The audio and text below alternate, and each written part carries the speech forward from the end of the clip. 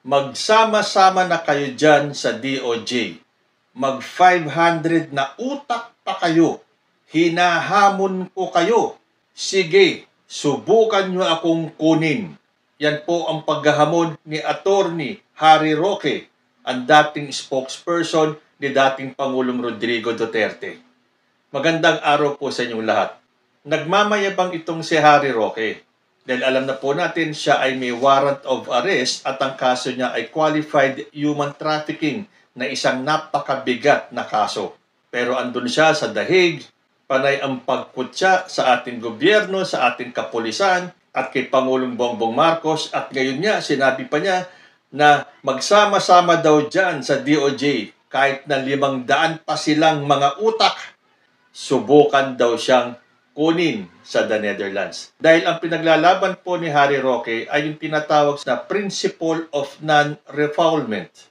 Ano po ba yung Principle of Non-Refoulement? Sabi po dito, the Principle of Non-Refoulement, a core principle of international law.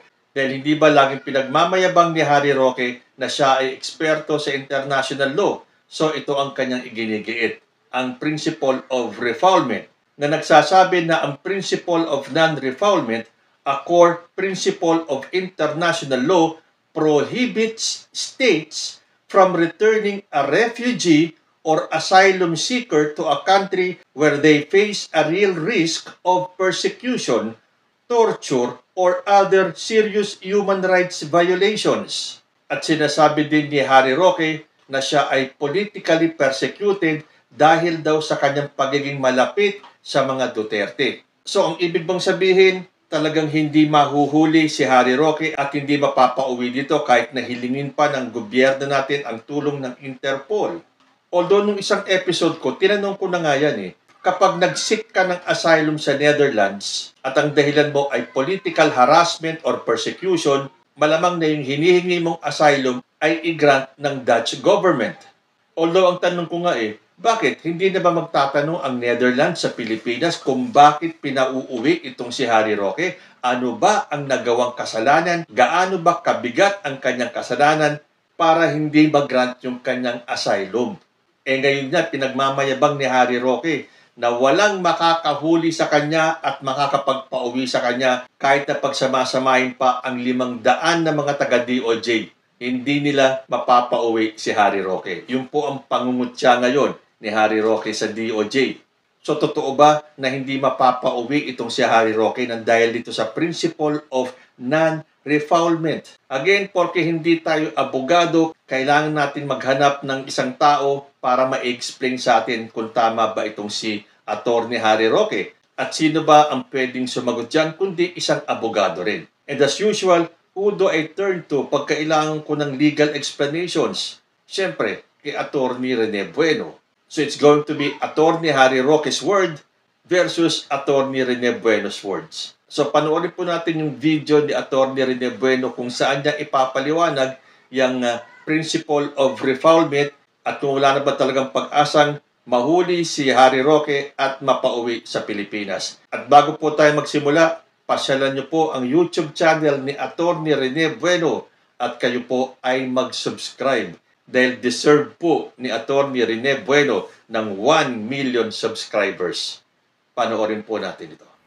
For this episode, we will try to discuss clearly itong legal complexities of the case of the former presidential spokesperson na si Harry Roque, na dating spokesperson ng former president na si Rodrigo Roa Duterte, na kasalukuyang nakadetine dyan sa facilities ng International Criminal Court. Ang ating discussion ay may kinalaman do sa madalas sinasabi ng dating presidential spokesperson, yung Principle of Non-Refoulement under the 1951 Refugee Convention.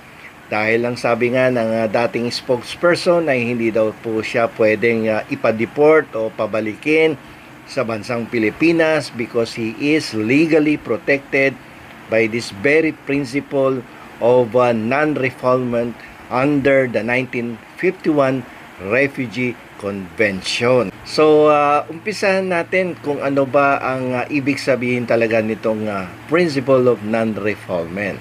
Ito pong principle of non-refoulement ay isang prinsipyo na nagbabawal, nagpapatigil sa isang host country na pabalikin o i-deport ang isang tao na nag-apply ng petition for asylum sapagkat ang kanyang dahilan ay siya po ay mahaharap sa isang political persecution, mahaharap siya sa isang hindi makatarungang paglilitis, mahaharap siya sa isang serious harm. In the event, the host country will cooperate with the government or the host or the country of origin of the applicant. So pinipigilan nito ang host country, and in this case of Harry Roque ay pwedeng hindi ipa-deport ng gobyerno ng Netherlands si Harry Roque kung mapapatunayan talaga na ang pagpapa-deport o ang request for deportation of Harry Roque is on the basis of political persecution at wala namang makatarungang paglilitis na mangyayari. Just in case ay ipagpatuloy ang kasong kanyang kinakaharap for qualified human trafficking.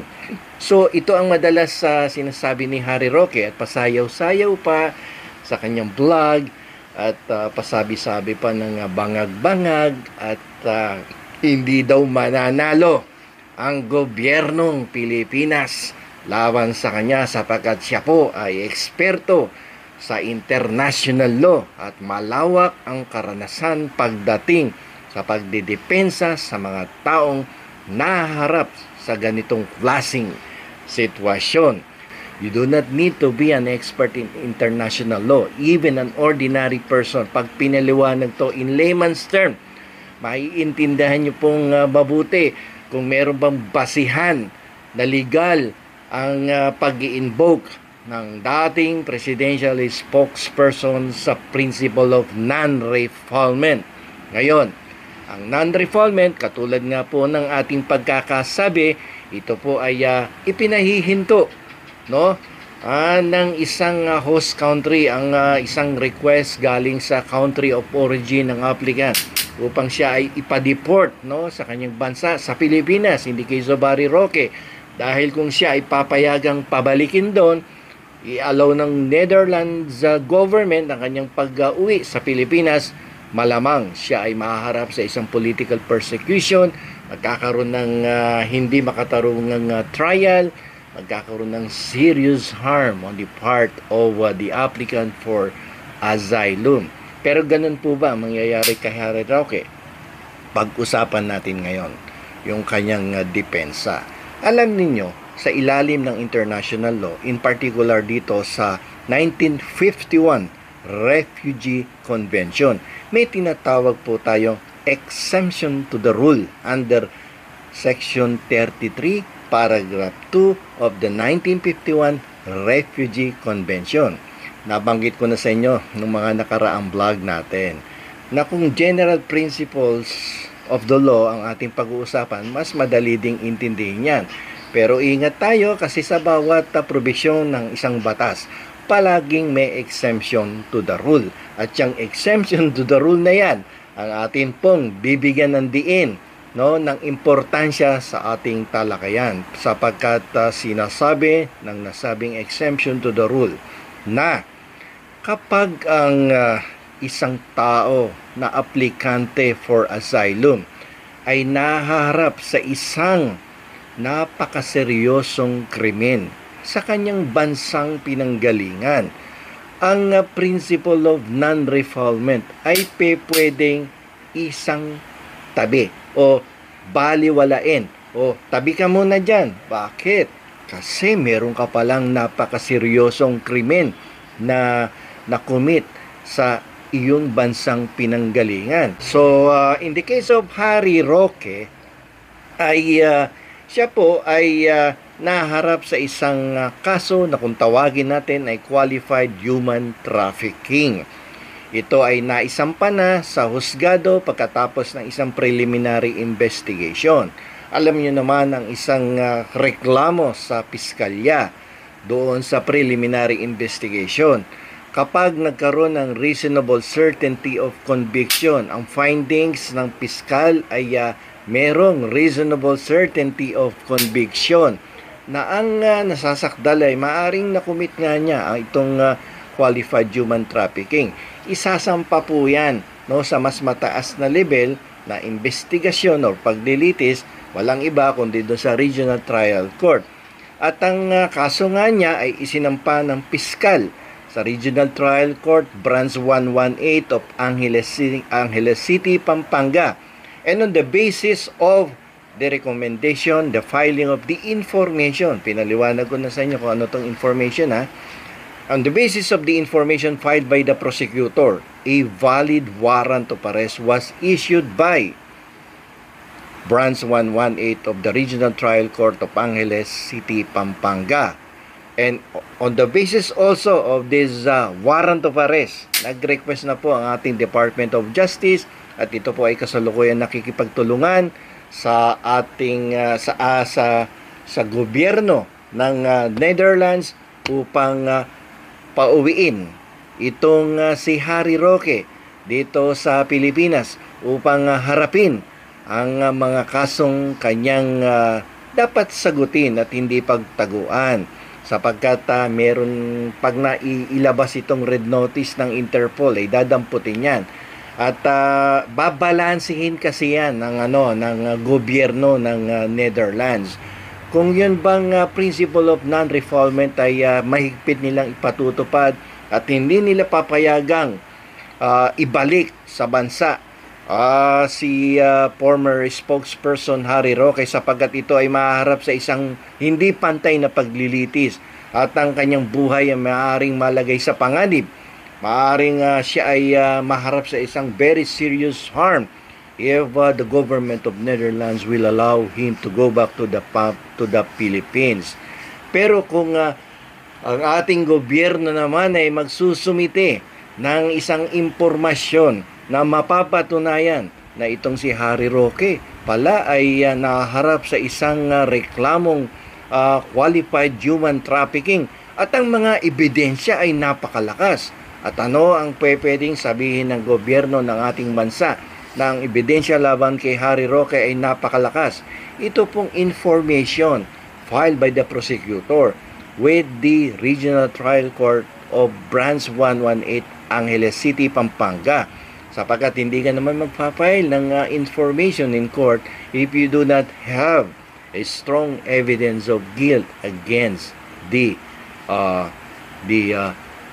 defendant, okay, or the respondent. Hindi maisasampayan sa husgado kapag hindi malakas ang ebidensya. And on the basis of this valid warrant of arrest filed, no, issued by the RTC Branch 118, pwedeng paniwalaan ng The Hague government, ng Netherlands government na, oy, Harry Roque, napakaseryoso nitong aligasyon sa iyo, laban sa iyo, na ikaw pala ay merong arrest warrant na inilabas ng Branch 118 RTC of Pampanga.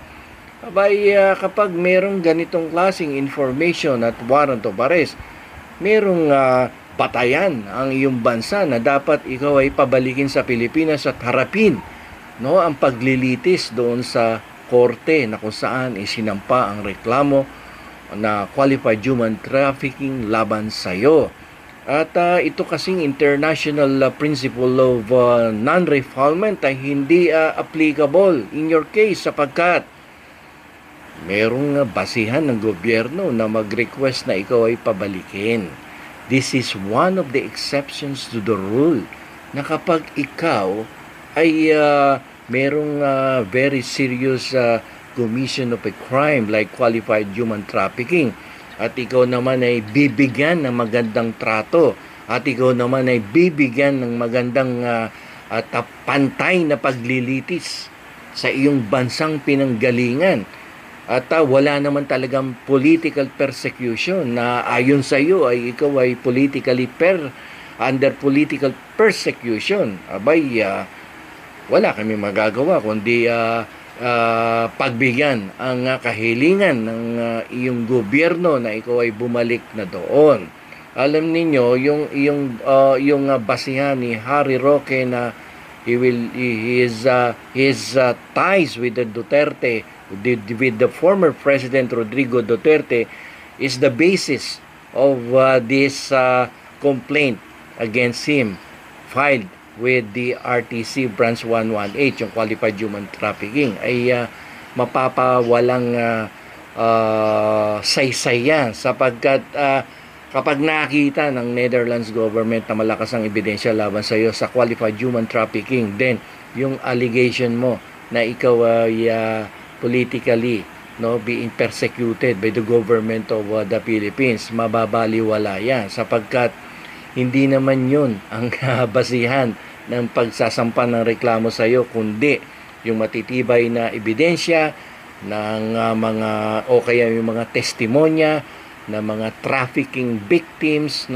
yung mga testimonya ng mga testigo na ikaw ay talaga namang may koneksyon sa pagpapatayo, yung tinatawag na Lucky 99 ba yan, nung operation ng mga pogo diyan sa Pampanga ay malalakas kapag naipakita ng ating gobyerno na may malakas na ebidensya laban sa iyo, yung ipinaglalaban mo at palagi mong sinasabi na international law principle na non-refoulement ay mababali wala, sapagkat merong napakalakas na ebidensya na itong tao na to na nag-a-apply for political asylum ay sangkot sa mga seryosong krimen katulad ng qualified human trafficking.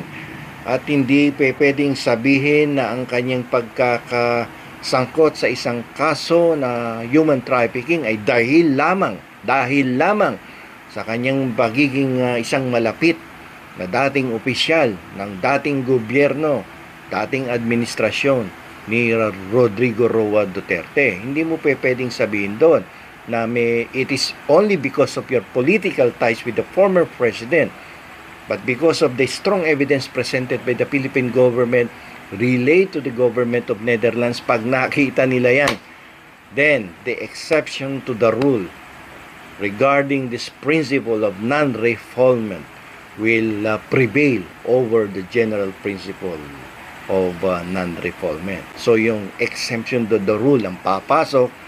At ang ating dating presidential spokesperson ay malamang na pauwiin dito sa Pilipinas sapagkat merong matibay na ebidensya na siya po ay sangkot sa malulubhang krimen katulad ng qualified human trafficking. So yan, again, isang napakasimpleng explanation galing kay Atty. Rene Bueno. So hanggang kailan maglalaro ng cat and mouse itong si Harry Roque? Abangan po natin dahil yan ay malapit-lapit na.